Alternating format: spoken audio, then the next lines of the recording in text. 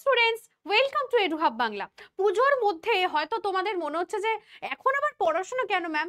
তোমাদেরকে বলি, দেখো পড়াশোনাটা কিন্তু সারা বছরই করতে হবে, কারণ না হলে কি হবে, এই পুজোটা যেই শেষ হবে, তোমার যদি 5 দিন একটুও পড়তে না বসো না, 6 নাম্বার দিনে গিয়ে কিন্তু ভীষণ চাপ হয়ে যাবে বস। তাই যেটা করতে হবে, প্রত্যেক দিন একটু একটু করে হলেও পড়তে হবে।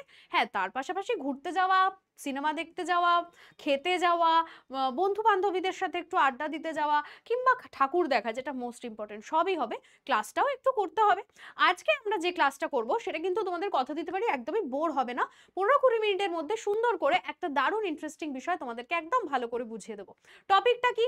দেখতেই পেয়েছো, ইন্ডিয়ান ক্লাইমেট, এবং এই যে আমাদের চারদিকে বৃষ্টি হওয়া, পুজোর সময় কি হবে, এই হবে ওই হবে, কিংবা এই যে নিম্নচাপ, এই যে শব্দগুলো আমরা শুনি, সেই শব্দগুলো যে আমরা কেন শুনি, কেন বৃষ্টিপাতের সাথে এগুলো জড়িত, এবং কেনই বা তামিলনাড়ুতে বছরে 2বার বর্ষা চলে আসে, এই বিষয়গুলো খুব শর্টে কিন্তু খুব সুন্দর করে আমরা ডিসকাস করে নেব। তো চলো তাহলে আমরা শুরু করে দিই আজকের ভিডিও। দেখো, প্রথমেই বলছি ফ্যাক্টরস মানে কি, মানে মৌসুমী জলবায়ু, যে মৌসুমী বায়ুর জন্য আমাদের বেসিক্যালি পুরো ভারতবর্ষের জলবায়ুটাই নির্ভর করে, তো এই মৌসুমী বায়ুর জন্য সেটার কারণগুলো বা সেটার ফ্যাক্টরগুলো কিন্তু আমরা এক এক করে দেখব। তার আগে একটু বলি, ক্লাইমেট শব্দটার বাংলা অর্থ কিন্তু জলবায়ু, এবং আবহাওয়াকে কিন্তু আমরা বলে থাকি ওয়েদার। দুটো আলাদা। আবহাওয়া হচ্ছে দৈনিক গড় তাপমাত্রা, গড় বৃষ্টিপাত, কোথায় কিরকম কি ছিল সেটা। আর যদি বলে ক্লাইমেট, সেটা হচ্ছে অনেকটা বড় এলাকায় গড় 35 বছরের যে আবহাওয়া, বা গড় 35 বছরে যা যা কিছু ঘটেছে, সেই মানে আবহাওয়া সংক্রান্ত সেই বিষয়গুলোর যদি আমরা একটা অ্যানালাইসিস করি, তাহলে কিন্তু সেখানকার জলবায়ুটা আমরা বুঝতে পারবো। এবার ভারতবর্ষ ডেফিনেটলি আমরা জানি মৌসুমী জলবায়ুর দেশ। এই মৌসুমী শব্দটা কিন্তু এসেছে ল্যাটিন শব্দ মৌসিন থেকে, বা আরবি শব্দ মৌসিন থেকে। এই আরবি শব্দ মৌসিন কথাটার অর্থ হলো ঋতু পরিবর্তন করা যে বায়ু, বা গতি পরিবর্তনকারী যে বায়ু। এই মৌসুমী বায়ু কিন্তু নির্ভর করে বেশ কিছু ফ্যাক্টরের উপর। আজকে সেগুলোই কিন্তু আমরা খুব তাড়াতাড়ি একটু দেখে নিই। প্রথম বলছে দেখো উচ্চতা। আমরা জানি ভারতবর্ষের একদম উত্তরে কিন্তু রয়েছে হিমালয় পর্বতমালা, এবং ভারতবর্ষের হিমালয় পর্বতমালা থাকার জন্য একদম উত্তর দিক থেকে, মানে এশিয়ার মাঝখান থেকে, ধরো রাশিয়া বা ওই রকম একটা জায়গায়, যেখান থেকে হয়তো তীব্র ঠান্ডা সাইবেরিয়ান বায়ু বেরিয়ে আসে, সেই সাইবেরিয়ান বায়ুটা ভারতবর্ষে কিন্তু প্রবেশ করতে পারে না। কেন পারে না? কারণ হিমালয় পর্বতমালা তাকে কিন্তু আটকে দেয় একটা প্রাকৃতিক প্রাচীরের মতন। তাহলে হিমালয় পর্বতমালা ভীষণভাবে গুরুত্বপূর্ণ ভারতবর্ষের জলবায়ুতে। আবার একইভাবে দক্ষিণ ভারত থেকে যখন জলবায়ুর আর্দ্রতা নিয়ে, মানে আর্দ্র জলীয় বাষ্পপূর্ণ মৌসুমী বায়ু ঢোকে, সে মধ্য ভারত অব্দি ঢুকে পুরো উত্তর ভারত ক্যাপচার করে নেয় ঠিকই, তার বাইরে কিন্তু চলে যেতে পারে না, কারণ একইভাবে হিমালয় কিন্তু তাকেও আটকে দিচ্ছে। অর্থাৎ ওদিক থেকে ঠান্ডা শীতল সাইবেরিয়ান বায়ুকে আটকে দিচ্ছে, আর এই দিক থেকে আটকে দিচ্ছে কাকে? এই দিক থেকে কিন্তু আটকে দিচ্ছে আমাদের মৌসুমী জলবায়ুকে, যে বৃষ্টিপাত ঘটাতে পারে। এবং উচ্চতার আরো একটা কথা তোমাদেরকে জানিয়ে রাখি, আমাদের এই ট্রোপোস্ফিয়ারেই একটা নির্দিষ্ট নিয়ম আছে। সেটা কি?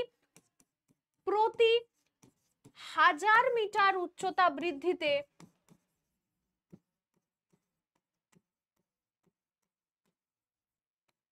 6 ডিগ্রি করে তাপমাত্রা কমবে। এটাকে বলা হয় ল্যাপস রেট অফ টেম্পারেচার।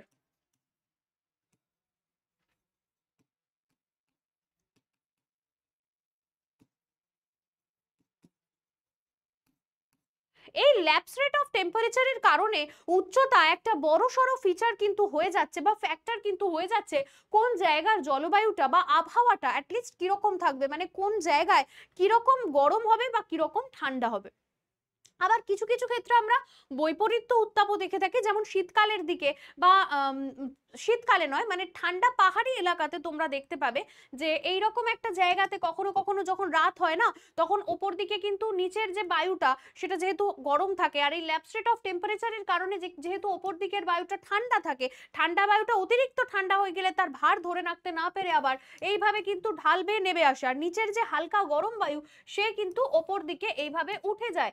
এই নিচের বায়ু যে উঠে যায় তাকে অ্যানাবেটিক বায়ু এবং উপরের বায়ু যে নেমে আসে তাকে ক্যাটাবেটিক বায়ু বলে। আর এই ঘটনাটা যেহেতু পুরো উল্টো, মানে ওপরে চলে যাচ্ছে ঠান্ডা বায়ুর জায়গায় গরম বায়ু, আর নিচে সেই ঠান্ডা বায়ু নেমে আসছে, অর্থাৎ ল্যাপস রেট অফ টেম্পারেচারের যে নীতি সেটাকে পুরো উল্টো প্রমাণ করে দিচ্ছে। এই জন্য এই জিনিসটাকে কিন্তু আমরা বলে থাকি বৈপরীত্য উত্তাপ।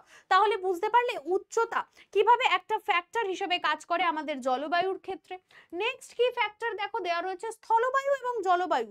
কোনো একটা জায়গাতে যদি ধরো জল রয়েছে এখানটায়, আর এখানটা হয়তো রয়েছে মাটি, এই মাটির মধ্যে রয়েছে গাছ, রয়েছে বাড়ি, রয়েছে ঘাস পাতা, কিন্তু এখানটায় রয়েছে শুধুই জল। যদি বিষয়টা এরকম হয় তখন একটা ঘটনা ঘটে। কি ঘটনা সেটা জেনে রাখবে, ভূপৃষ্ঠ সবসময় তাপ গ্রহণ করতে এবং তাপ বর্জন করতে অনেক কম সময় নেয় তুলনামূলক জল। জল কিন্তু তাড়াতাড়ি গরম হয় আবার তাড়াতাড়ি ঠান্ডাও হয়। তুমি যদি একটা লোহার খণ্ডকে 100 ডিগ্রি টেম্পারেচার দাও, সে কিরকম উত্তপ্ত হবে এবং কত তাড়াতাড়ি উত্তপ্ত হবে বুঝতে পারছো। সেই একই পরিমাণ জলে তুমি যদি 100 ডিগ্রি টেম্পারেচার যদি দাও, সে কিন্তু অতখানি মানে তাড়াতাড়ি গরম হয়ে যেতে পারবে না। আবার একইভাবে একটা লোহার টুকরো যতটা তাড়াতাড়ি তাপটা ছেড়ে ঠান্ডা হয়ে যাবে, একইভাবে কিন্তু একটা জল তত তাড়াতাড়ি ঠান্ডা হয়ে যেতে পারবে না। অর্থাৎ এটা বুঝতে পারছো যে গরম এবং ঠান্ডা গ্রহণ বর্জন করার ক্ষমতা জল আর স্থলের মধ্যে কিন্তু আলাদা। এবার ধরো কোনো একটা এলাকার কাছাকাছি একটা জলভাগ অবস্থান করছে, সেই জলভাগটা সারা দিন ধরে অনেক তাপমাত্রা গ্রহণ করে রাত্রিরে গিয়ে ঠান্ডা হবে না, এই রাত্রিরে গিয়ে কিন্তু গরম হবে, সারাদিন একটু একটু করে তাপ শোষণ করবে। এদিকে স্থলভাগ তো সকালেই গরম হয়ে গেছে, সেই গরম বায়ু হালকা হয়ে কিন্তু চলে যাবে এই রকম একটা জায়গাতে ওপর দিকে উঠে।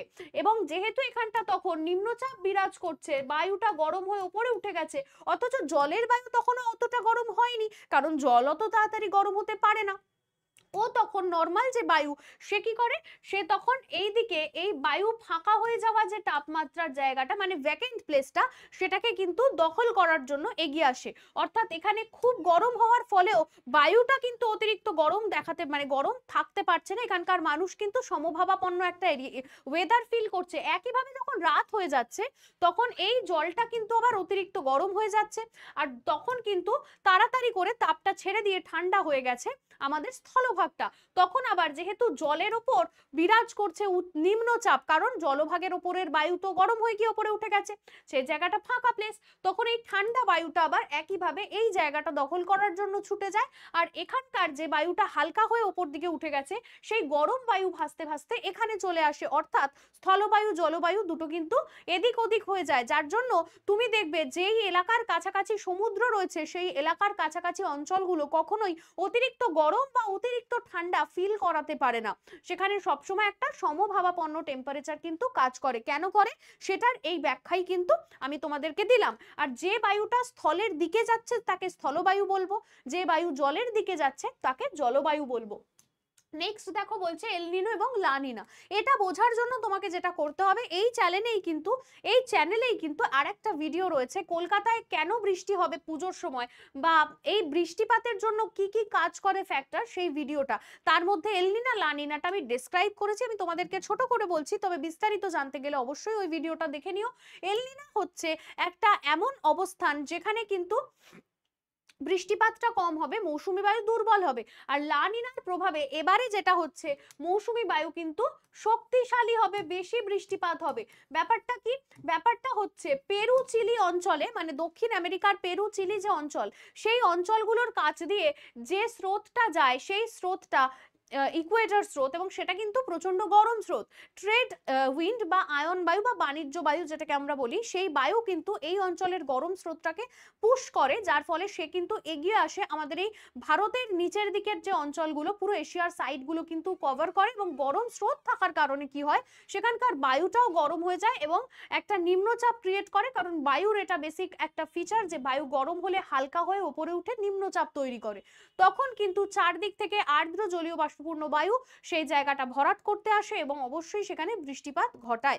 এবং যদি এই স্রোতটা কোনো কারণে ওইখানেই পেরুচিলিতেই যদি বৃষ্টিপাত ঘটিয়ে দেয়, অর্থাৎ যদি ট্রেড আয়ন বায়ু বা যেটাকে বাণিজ্য বায়ু বলি, সে যদি শক্তিশালী না হয়, সে যদি ঠিকঠাক করে পাঠাতে না পারে, তাহলে ডেফিনেটলি বৃষ্টিটা ওখানেই হয়ে যাবে এবং এই দিকে কিন্তু আর নিম্নচাপ তৈরি হতে পারে না বা মৌসুমী বায়ু কিন্তু এদিকে আসতে পারে না, যার ফলে এদিকে আমাদের ভারতবর্ষে বৃষ্টিপাতটা কম হয়ে যায় এবং ওই সাইডে মানে দক্ষিণ আমেরিকায় বেশি বৃষ্টিপাত হয়, এরকম ঘটনাকে আমরা এল নিনো বলবো। এল নিনোয় কম বৃষ্টি হবে আর লা নিনোয় বেশি বৃষ্টি হবে, ঠিক আছে। আর কি কি ফিচার কাজ করে? আর আইটিসি জেড ফিচার কাজ করে, এছাড়াও জেড স্ট্রিম ফিচার কাজ করে। এই দুটো কি ভারতবর্ষের শুধু নয়, পুরো পৃথিবীরই একটা বেসিক ব্যাপার হলো, যেখানে নিম্নচাপ থাকবে তার উপরে উচ্চচাপ, তার উপরে নিম্নচাপ, তার উপরে উচ্চচাপ, এরকম করে কিন্তু রিভার্স হবে। তো যেই নিম্নচাপ আর উচ্চচাপের মাঝখানে কিন্তু সবসময় জানবে একটা বায়ু প্রবাহ থাকে, যেই বায়ু প্রবাহটা কোন দিকে যাবে বুঝতে পারে না, সে কিন্তু জমাট বেঁধে ওখানেই প্রবল একটা গতিতে ঘুরপাক খেতে থাকে। তো সেই প্রবল গতির জন্য কি হয়, ওই এলাকাগুলোতে প্রচুর পরিমাণে জেট স্ট্রিম, মানে ওটাকেই জেট স্ট্রিম বলে, প্রবল গতিতে ওই বায়ুটা কিন্তু ওইখানেই ঘোরাফেরা করে। সেই জেট স্ট্রিম কিন্তু এই সময়তে, মানে আমাদের ভারতবর্ষে যে সময়টায় বর্ষা ঢোকে সেই সময়তে কিন্তু এই জেট স্ট্রিমের প্রভাবেই চারদিক থেকে প্রচুর জলীয় বাষ্পপূর্ণ বায়ু নিয়ে এই জেট স্ট্রিমটা ঢোকে। আর ভারতে কেন দক্ষিণ দিকে বেশি, মানে তামিলনাড়ুতে বছরে দুবার কেন বৃষ্টিপাত হয়? কারণ দেখো, দক্ষিণ ভারত যদি আমি একটু ছোট করে আঁকার চেষ্টা করি, এরকম একটা জায়গাতে রয়েছে আরব সাগর, এখানে রয়েছে বঙ্গোপসাগর, এখানে রয়েছে ভারত মহাসাগর,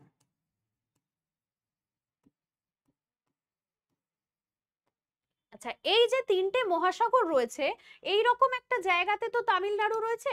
তো এই তামিলনাড়ুতে কিন্তু চেন্নাইতেও প্রচুর বছরে দুবার করে বৃষ্টি হয়। তার কারণ, যখন আমাদের কেরালাতে মনে রাখবে ফার্স্ট বৃষ্টি হয়, কেরালাতে প্রথম মৌসুমী বায়ু ঢোকে, এবং এই দিক থেকে আর্দ্র জলীয় বাষ্পপূর্ণ মৌসুমী বায়ু ঢোকে, যেটা আরব শাখা, এবং এই দিক থেকে কিন্তু আরব সাগরীয় শাখা, আর এই দিক থেকে কিন্তু বঙ্গোপসাগরীয় শাখা ঢোকে, ঠিক আছে।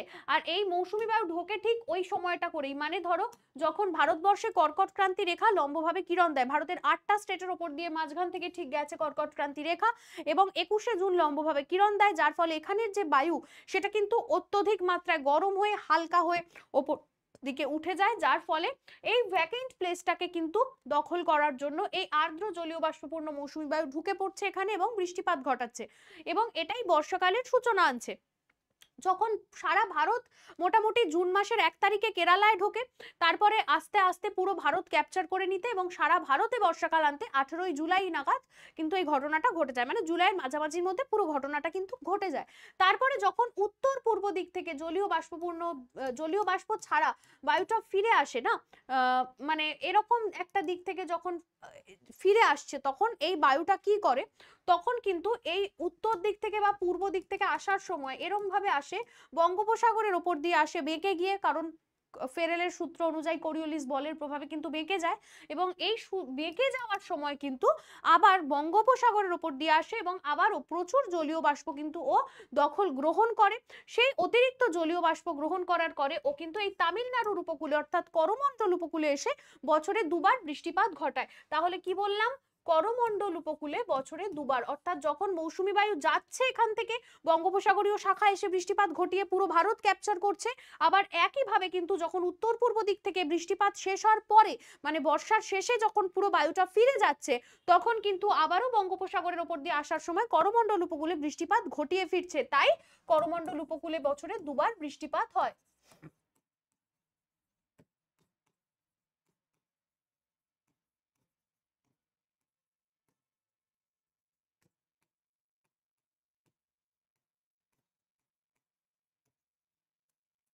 আচ্ছা, ভারতবর্ষে এই যে পাহাড়ের ঢালে ধাক্কা খেয়ে যে বৃষ্টিপাত, সেটাকে কিন্তু বলা হয় শৈলতক্ষেপ বৃষ্টিপাত। আর এই শৈলতক্ষেপ বৃষ্টিপাতটা ঘটে কিভাবে, যখন ধরো একটা জায়গাতে এরকম একটা পাহাড় রয়েছে এবং তার এইদিকে ধরো জলরাশি রয়েছে, এই জলরাশির ওপরে কিন্তু অতিরিক্ত তাপমাত্রা যখন পড়বে, সূর্যের ধরো তাপমাত্রা দিল, সেই তাপের প্রভাবে অতিরিক্ত জল উষ্ণ হয়ে যায়, গরম হয়ে যায় এবং হালকা হয়ে উপরে উঠে, তারপরে মেঘ ফর্মেশন করে। এই মেঘটাই কিন্তু ঘুরতে ঘুরতে এসে এই পাহাড়ের ঢালে ধাক্কা খেয়ে এই অঞ্চলগুলোতে প্রচুর বৃষ্টিপাত ঘটায়, যার জন্য আমরা তরাই অঞ্চলে দেখি বেশি বৃষ্টিপাত হয় স্যাঁতস্যাঁতে। কেন? কারণ হিমালয়ের ঢালে ধাক্কা খেয়ে তরাই অঞ্চলে বেশি বৃষ্টিপাত কিন্তু ঘটায়। এই শৈলতক্ষেপ বৃষ্টিটাই কিন্তু হয়ে থাকে আবার মেঘালয়েও, মানে গারো খাসি জান্তিয়ার যে পাহাড়ের ওই দিকটায় বেশি বৃষ্টিপাত হয়, কারণ বঙ্গোপসাগরীয় শাখা সে কিন্তু এইভাবে গিয়ে এরকম একটা জায়গায় রয়েছে মেঘালয়, সেখানে বেশি বৃষ্টিপাতটা ঘটাচ্ছে। আবার এই বৃষ্টিপাত যেখানে ঘটায় তার ঠিক ওপর ঢালে, মানে এই ঢালটায় যেখানে একদমই বৃষ্টি হয় না, কারণ এই মেঘ কিন্তু এই পাহাড় টপকে যেতে পারে না, বা তার অলরেডি এখানে যা যা আর্দ্রতা ছিল, জলীয় বাষ্প ছিল, বৃষ্টি এখানে ঘটিয়ে ফেলেছে। তাই এই জায়গাটাকে আমরা কিন্তু বলবো বৃষ্টির ছায় অঞ্চল।